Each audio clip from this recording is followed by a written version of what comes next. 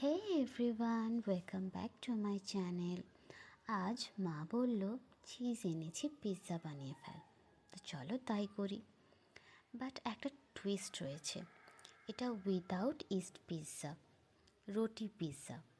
Already guess করেছো না? তো চলো স্টার্ট করি।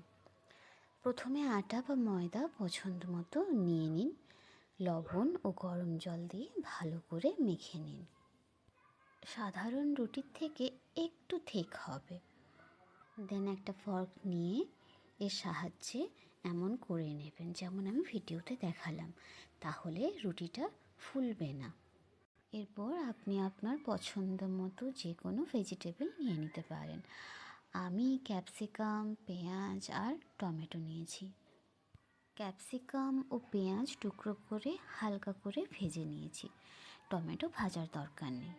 এরপর পিৎজা সস বানাতে হবে, ইনস্ট্যান্ট পিৎজা সস। আপনি চাইলে কিনেও ইউজ করতে পারেন। সস বানানোর জন্য একটি পাত্র নিন, এর মধ্যে রসুন ভালো করে গ্রেট করে নিন। দেন কেচাপ আর চিলি সস, কাঁচা লঙ্কা কুচি ও ধনে গুঁড়ো দিয়ে ভালো করে মিশিয়ে নিন। আরও ভালো হয় যদি অরিগ্যানো বা পিৎজা মিক্স থাকে। তো সব মশলাগুলো ভালো করে মিশিয়ে নিলেই তৈরি instant pizza mix sauce, sorry pizza sauce. ব্যাস হয়েই গেল। আগে রুটিটা করে নেবেন, দেন ভেজিসগুলো রেডি করবেন, দেন সসটা রেডি করবেন। আপনি চাইলে যে কোনো চিজ ইউজ করতে পারেন, আমি মজেরেলা চিজ ইউজ করছি। পুরোটা ইউজ করব না, কারণ আমার পিৎজাটা খুব বেশি বড় সাইজের না, জাস্ট দুজনের জন্যই বানিয়েছি। তো হাফ করে নিলাম, পরে টুকরো টুকরো করে পিৎজা ওপর ভালো করে সাজিয়ে দেবেন।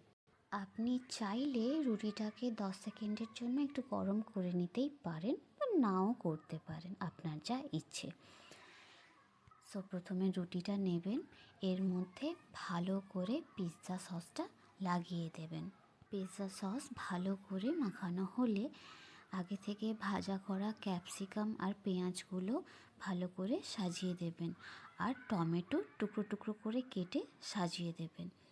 এর ওপরে টুকরো করে রাখা চিজগুলো দিয়ে ভালো করে সাজিয়ে দেবেন।